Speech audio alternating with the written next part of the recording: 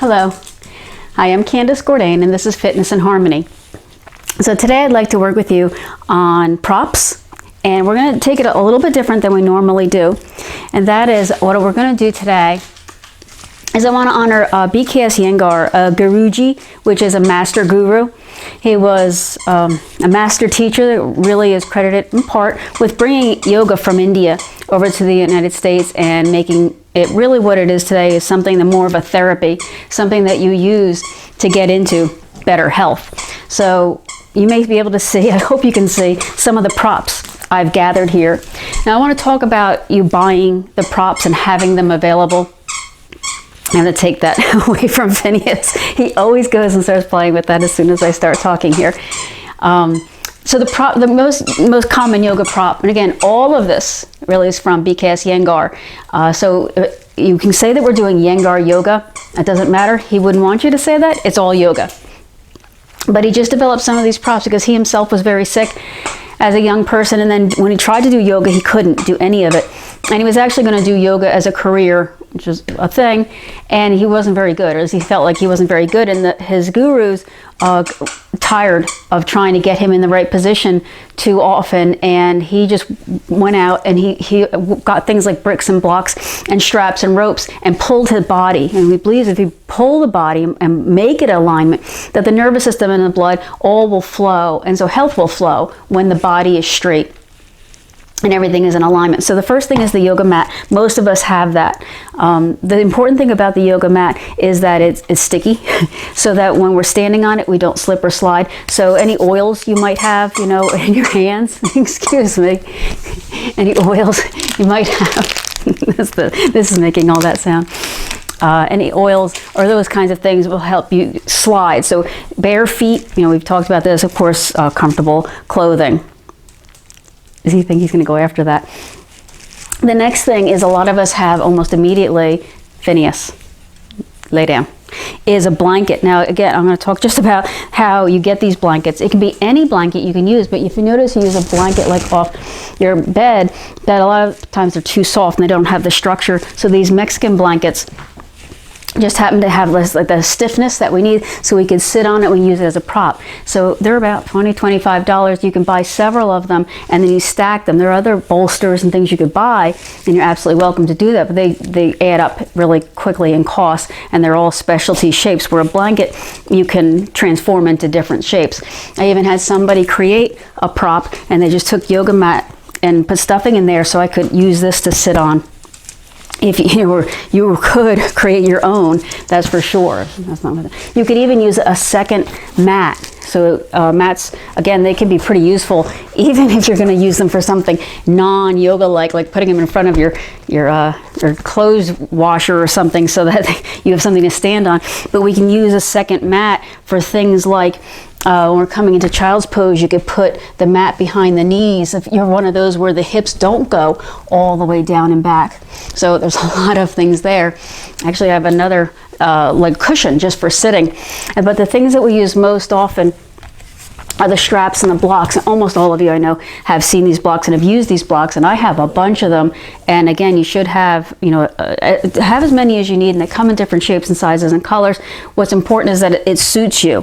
So keep amassing more is really the key, and keep trying. There's not like one or the other is right or wrong. The straps we're going to use almost immediately, but I've asked some of you to buy a roller. This is not from yoga, this is more from physical therapy, and it's actually more recent. And the purpose of, this one is a grid roller, and so it has the fingers and the palm of a massage therapist to roll out muscles.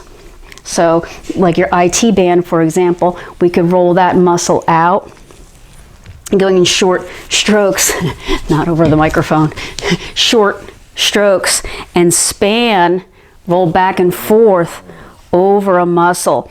So if most of us have one or two muscles that are chronically tight and shortened, and so if we can identify that, then we can spend about 20 minutes every day rolling out just that muscle, not having to do every single thing, because that would take a full day worth of stretching. So if you have that, we'll just do one muscle. And so for me, probably the easiest for me is the gluteals, because we come to a seated pose on it immediately, which I don't want to say sounds easy, but at least, you know, I don't have to use my hands. So a lot of the poses, a lot of the exercises with the roller, I have to use my hands to balance and figure out how to get there. But with my glutes, I don't necessarily have to. I can just sit here. In fact, I just sit like this quite often, and it just reminds me that I should be stretching. If you're sitting, you should be stretching. All right, so that's the roller. We can roll the glutes. We can roll pretty much any muscle. We typically stay away from the spinal cord, but we can stretch and roll out any muscle as it has that fascia that gets tight. Then I want to talk about the straps. You know that I have several, and some of you it bothers that I have a big mess of straps. So you can keep your straps as organized as you like. What I would tell you when you're buying a strap is get the longest one. Get the longest one and a fabric that you don't mind being on your skin, because it does wrap around you and pull on you, so it should be a nice fabric. The buckle doesn't matter as long as it stays put and you can figure out how to tighten it and loosen it on your own. It's not that hard usually, but you can figure that out. So I have bought like this one with the D ring, and that's a little bit more complicated, and these are only 6 feet long, so they're usually not long enough for most people. Most people need like that 8 foot at least length of strap. So these are my longest one, but I don't really care for the texture. Anyway, let's get started with it. So again, I want to honor BKS Iyengar. So we're using the props. Now, if you've ever been to a Iyengar class, it's not meditative. It's not relaxing, so to speak. It's not a slow flow. It's this. It's like a workshop where, okay, let's all do this. All right, and the guru might come around, whether there's 100 people there, and correct every single person. And you might stay in one pose for a half hour to an hour. Not that you're holding, but you're experimenting with one pose. So we're only going to do a few poses today, but we're going to work on breath, because almost everything I'm going to say, if I say anything, is going to be a quote from BKS Iyengar. And that's the other thing I want to talk about, is that Iyengar wrote so many books, made videos, and spoke, you know, in conferences and things so much that we have a wealth of information, and it is just incredible. If you ever have the ability to buy a Iyengar book, I would tell you to buy a book written about Iyengar or translated. He spoke English and you can understand him, but his language was so deep and complex, his thoughts are so complex that it's very difficult to follow along. So it's easier for somebody to translate it for you. So I'm going to use just his words, his quotes, the ones that I can understand. So there's one. He says, breath is the king of the mind, for example. There's one. So we are going to do the breath. So I'm sitting in hero. So I do want you to do that if you can. If you can't, plain sitting pose. But I have the strap at my lower shoulder blades behind me. So we're going to practice. So again, I have a very, very long strap. I'm going to make it even longer. Make your strap as long as possible. If you don't mind, you can take the whole loop out entirely. Doesn't matter. And then take the two ends and you're going to flip them over your shoulders so they look kind of like suspenders over the shoulders. And then they're hanging behind you. So turn around so you can see. Then from there, now this part is a little bit hard. If you had a mirror, it might be easier. You have to cross and grab the opposite one. So that might be a little bit hard for you to figure out on your own. One thing you can do is lean forward, and when you throw it over your shoulder, do it at a diagonal so that they're already in the right spot. If you have a very long one, it works much better. If you have a short one, it's really hard to find that. So you grab that, and I'm going to come up into camel pose so that you can see, and you can do this, is when I pull down on these straps, it pulls my shoulders back. And that's exactly what I want. We're going to try this. In fact, let's take a moment to come down. So here, I'm just transferring it so I can come down. Coming down is not so easy. Again, it's not a flow class, so I might take the blanket.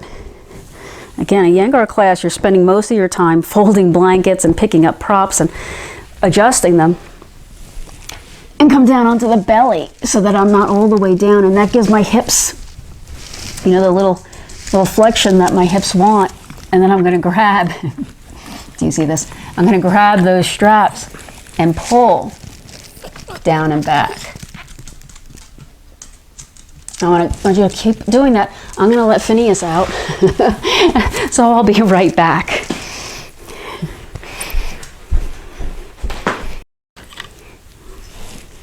All right then, I hope you can hear me.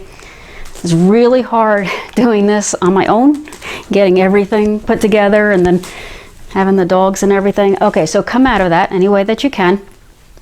Be careful. I want to keep going with the strap. So come all the way down. Now you can, we've done this in class before. I'm going to add something here though. I'm going to use a second mat. And you may not have all these things available. You could use the blanket, or another thing that ones I thought might be okay is a pool noodle. This is actually pool noodle. I just cut it. And this is not going to provide all that much resistance. And that's another important thing. If you have really tight muscles, you might need something that's much harder, but that might hurt too much. So if it hurts, you're going in the wrong direction. So it has to be something that you can do that doesn't feel too bad. I'm going to put that under my low back because my low back always needs this little movement. So if this were just Candace yoga practice and I wasn't doing this for you, I would always have that little bolster in my low back. That would always feel good to me. And that would always be something. I could do that for 3 or 4 hours a day, probably. That's a little bit much. And what all I want to do is hand to big toe. So you can use the loop and, you know, lasso the foot. A lot of people like doing it that way because they feel like they have better control. You know, you can actually tighten it on your foot. You know, and so it's there. Now it's not going to go anywhere. And then, you know, hand to big toe. So practice that. So I'm going to give you another quote. Words fail to convey the total value of yoga. It must be experienced.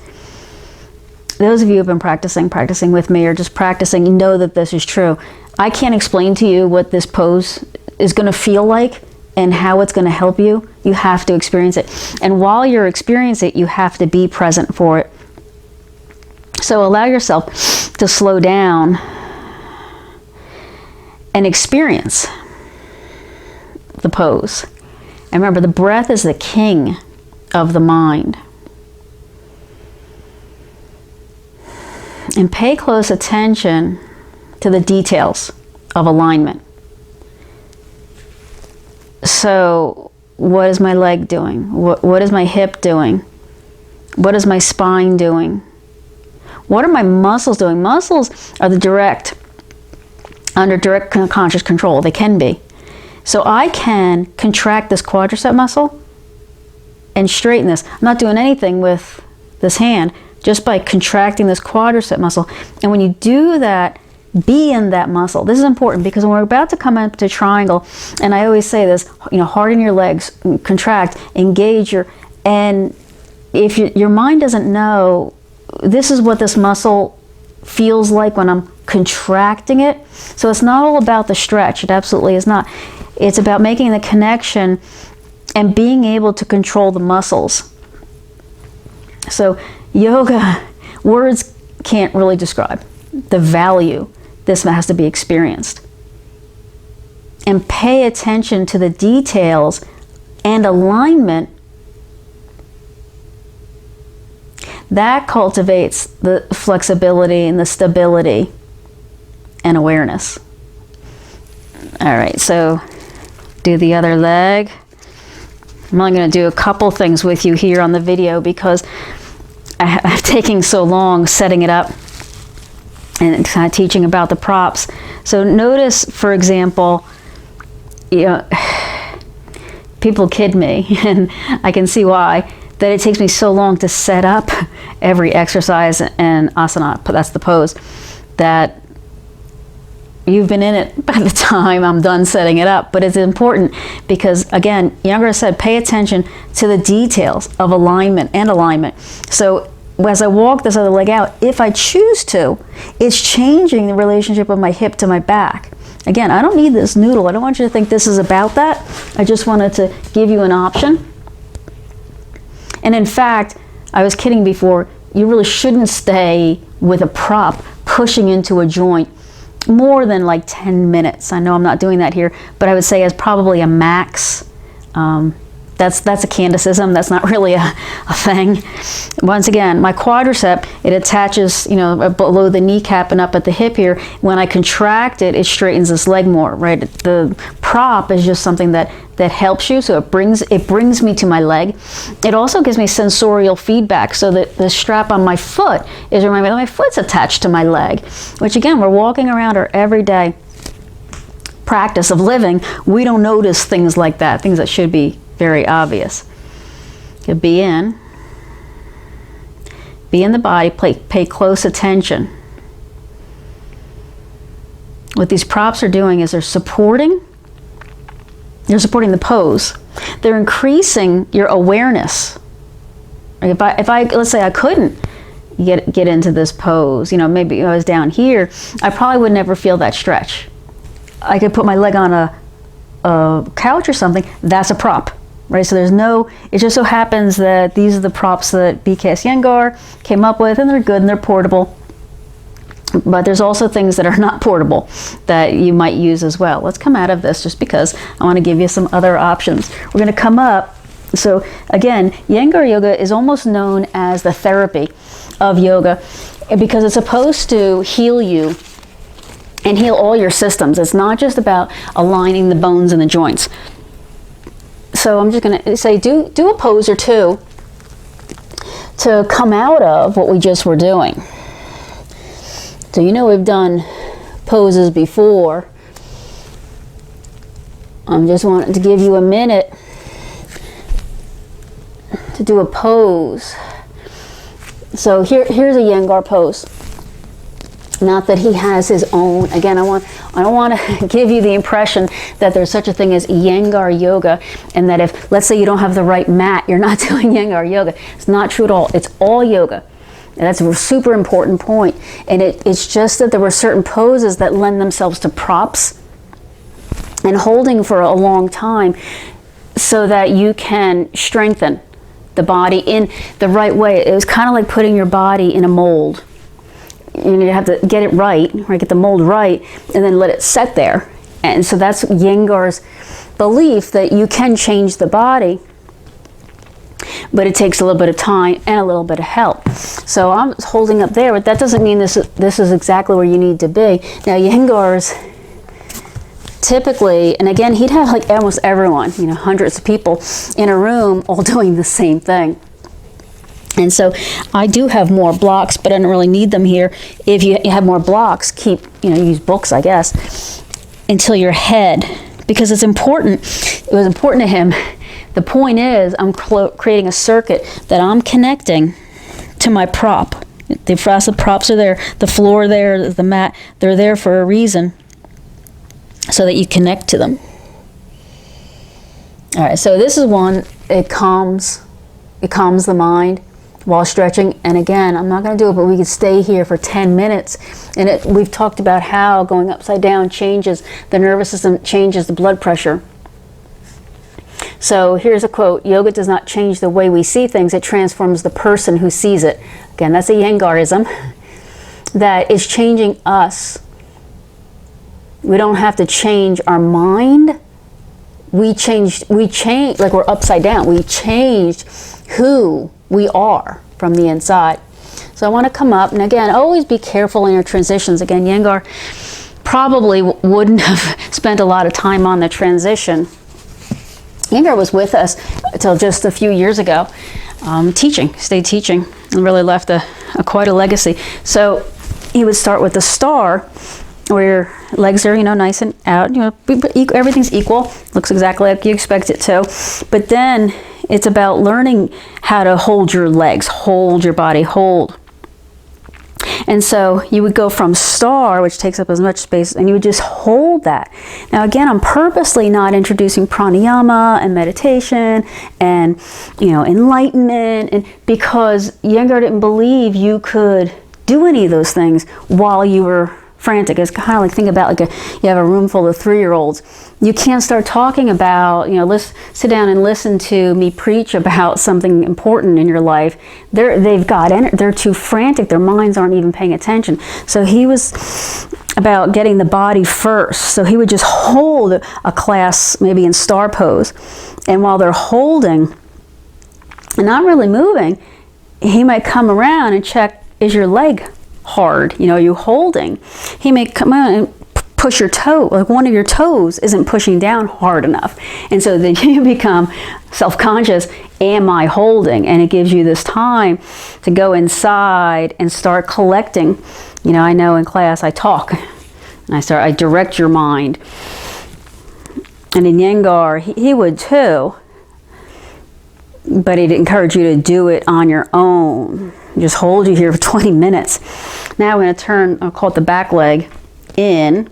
Now when you turn the foot, the knee goes in. I can't see my knee, but if my knee stayed a little bit turned out, that's bad. We've talked about that. So he would spend time, you know, getting like a ruler and checking that that's right. Now I still have an equal amount of weight. I'm going to flex this front foot and then point it. Now even though that foot is going up and down, I'm holding with all the muscles. There's muscles in the front, muscles in the back, muscles on the side, and inner thigh, and they're all holding because that knee depends on all the muscles equally balanced. And especially if I'm not concentrating on it, it'd be easy enough for me to, like, say, lean all the way back onto this back leg and not use these muscles at all. So then poke the foot down. Let's work on coming into sort of a triangle. Now I'm stuck here. I don't know if you can see. Maybe I'll just. My floor is a little bit slippery. So, you know, straight on, right? And as I come down and my hips move back, I'm about done there. The only way I could go down further would be to break this leg out of the hip socket. Right, I can feel it's like that's almost at its max here. And we all have different hips, so it's entirely possible that you'll never get anywhere past this. It's entirely possible. If you have a bone there and those two bones are hitting, this is not Iyengar stuff. He wouldn't talk about that. He would say, grab a strap and pull, you know, get up against the wall, flatten, and keep trying. He's all about devotion. Ivory's about to get up now.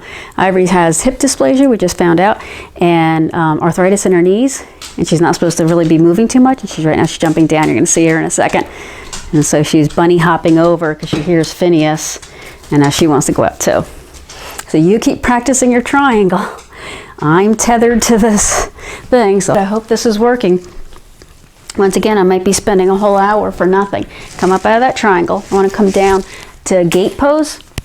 And so if you're going to practice with me this week, I don't know if you know, but this is January and this week we're predicting snow. So there's some of you that may not even see me this week. So maybe this is it. You know, just do those 2 or 3 poses and that's enough. You just stay. Of course, you do left and right. You stay. So gate pose, one knee right up underneath. And the same thing as triangle, really, or in the same bladed one plane and then up and over. Now I really want you to notice in gate pose is the shape of the legs. One is long, one knee is bent, and that's right up under the body. And so remember that, because that's what we're going to work in towards this week or for a full 1 hour practice.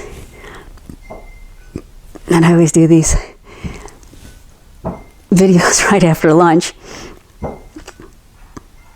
I have to eat sometime. A lot of you see me in the morning or at noon or at the evening. I realize I gotta eat in between those. All right, so that's gate pose. Now, again, same thing. I'm not stretched out. You know how we've done a whole yoga practice. Probably I could go further.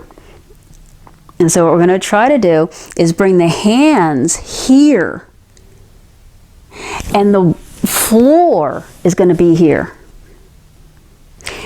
This leg and that leg are gonna be in the same gate pose, but the floor. So this is how we get the floor there. We come up kind of like extended ankle pose.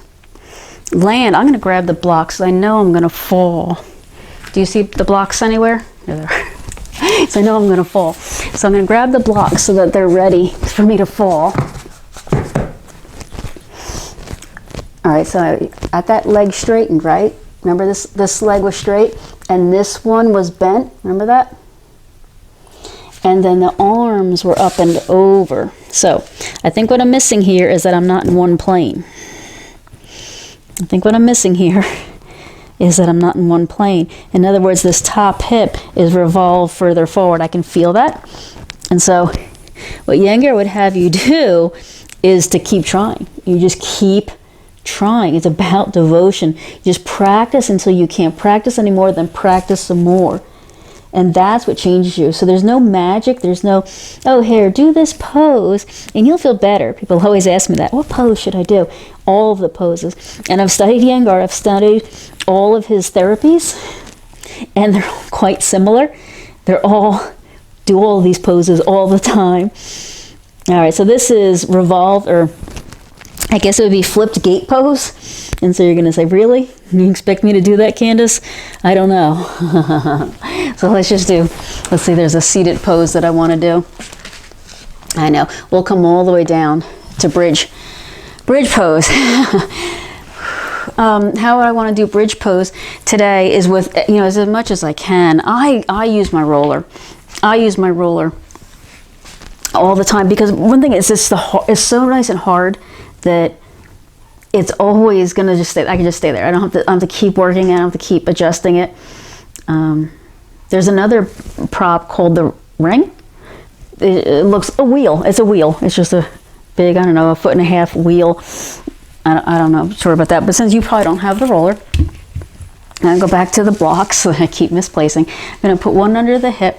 I'm actually going to take the blanket, roll that up, put that on the floor.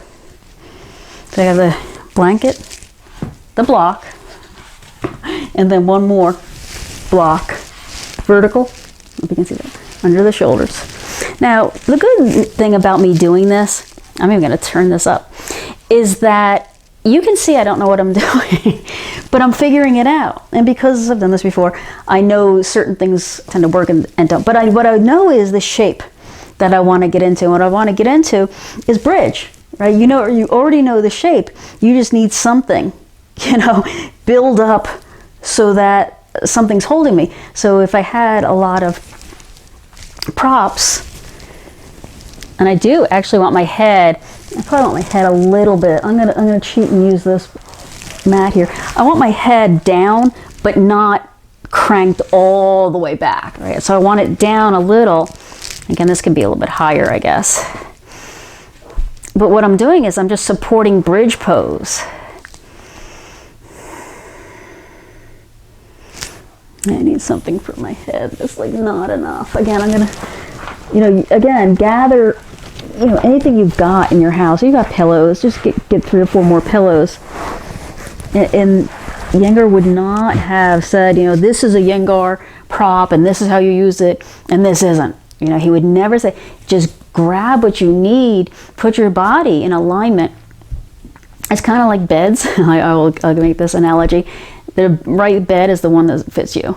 You know, so you have to try different beds, like the Princess and the Pea, I guess. All right, so this is called supported bridge, Setu Bandha Sharvangasana, and it's just a way to alleviate back pain. So I can just let everything go, and what it's doing is it's reshaping my spine. So most of us have these misalignments that are just happening. They happen because of gravity, because of many, many reasons, stress and muscular pull and tension. But if we can take the body, turn it upside down, and let it just flow out. So I might, you know, do I stretch my leg out? Do I not? Maybe try that again, about 10 minutes. And the important thing is to let the practice teach you. So that it's the practice teaching you, not the teacher giving you poses. The poses are the medicine. The student is the patient. So yoga is the prescription, but the poses are the medicine. So take one daily, you know, take poses, take this one, that one, daily, and you, the patient, receive them. And you have to take those little, you know, the particles of medicine and integrate them into you. So most important pose is Shavasana. So even Shavasana can be made better with props, and I know you know this because we do this in class. I'm going to just use the blanket. That's my favorite. If I had another blanket, I would put it over me. No, I have no qualms about that. And what I like is curling the end of the blanket so it's a little bit more like a pillow. And come down that way. Oh, delicious, right? So, again, your neck, everything's straight. When you're in doubt, straight is the answer. So that's what we're trying to do. We're trying to straighten you out. So I'm trying to be straight. This might be a little high, and it definitely doesn't feel bad because I just had it a little bit cranked too far back. So a little bit one direction, can maybe try the other direction. So let's try a breathing practice. Get comfortable and close your eyes.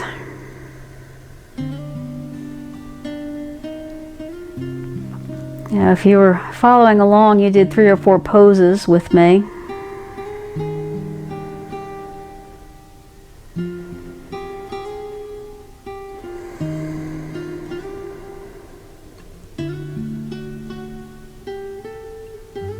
I just want you to breathe.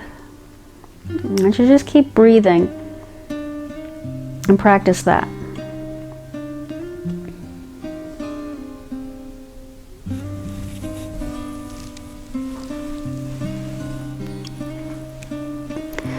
The hardness of a diamond is part of its usefulness. Its true value is the light that shines through it. The rhythm of the body, the melody of the mind, and the harmony of the soul create the symphony of life.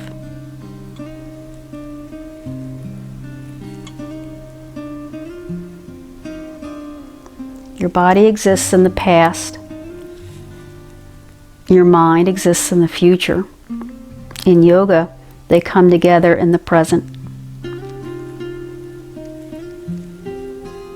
Yoga calms the chaos of conflicting impulses.